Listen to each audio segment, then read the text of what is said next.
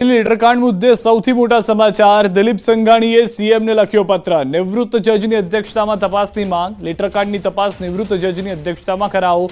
Case સાથે જોડાયેલા લોકોના નાર્કો ટેસ્ટ કરાવવા માંગ। કોઈ સામાન્ય વ્યક્તિને ઇશારે પોલીસે આ કૃત્ય ન કરે। કહેવાતા સાચા કે ખોટા પત્ર સાથે મારે લેવા દેવા નથી। ફરિયાદી અને અન્ય 2 થી 4 લોકોના નાર્કો ટેસ્ટ થવા જોઈએ। હું પોતે પણ નાર્કો ટેસ્ટ કરાવવા તૈયાર છું।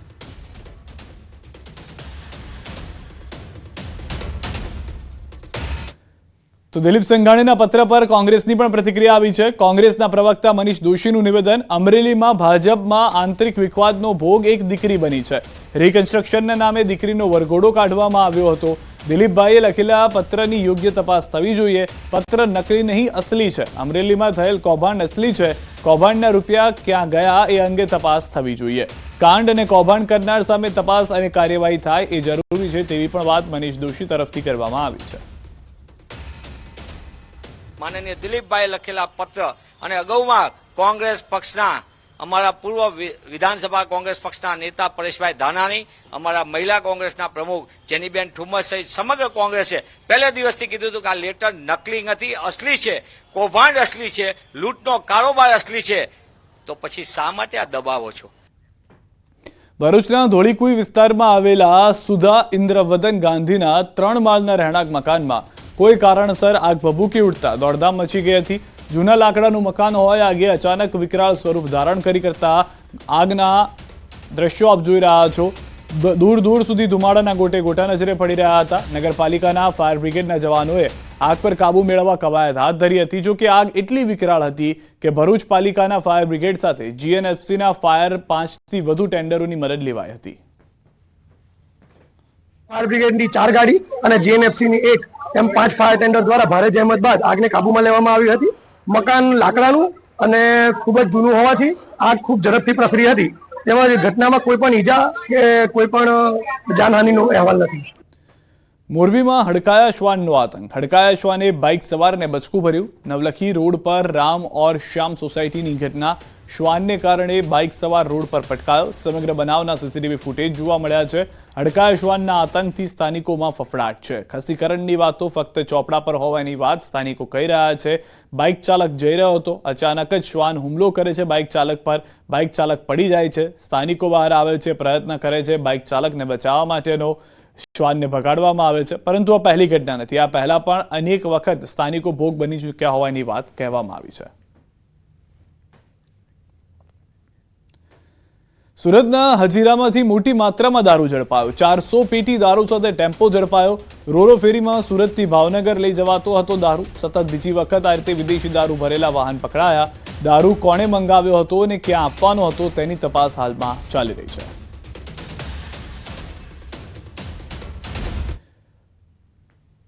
અને હવે વાત બેફામ રફતારની।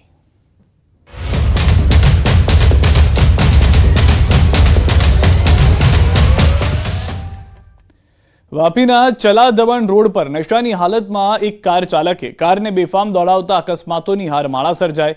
સૌપ્રથમ કાર ચાલકે એક રિક્ષાને ટક્કર મારી, જેના કારણે રસ્તા પરથી પસાર થતી મહિલાને ઈજાઓ પહોંચી।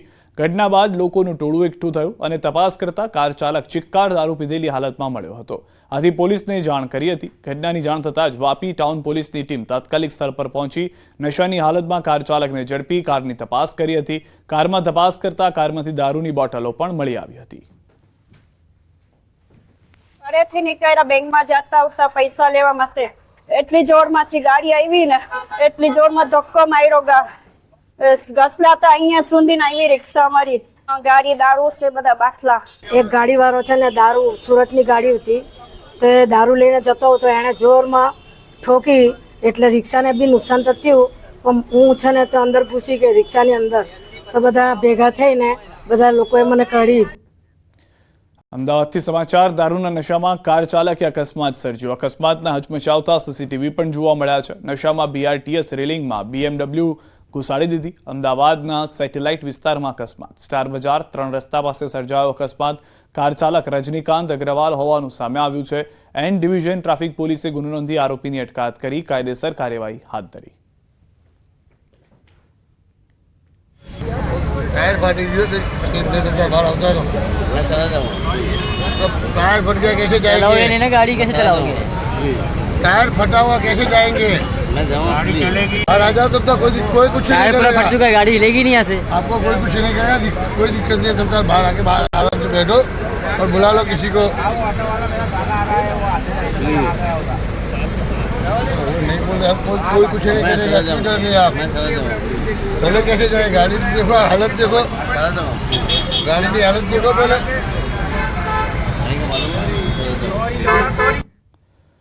અને હવે વાત સ્થાનિક સ્વરાજની ચૂંટણીના જંગની.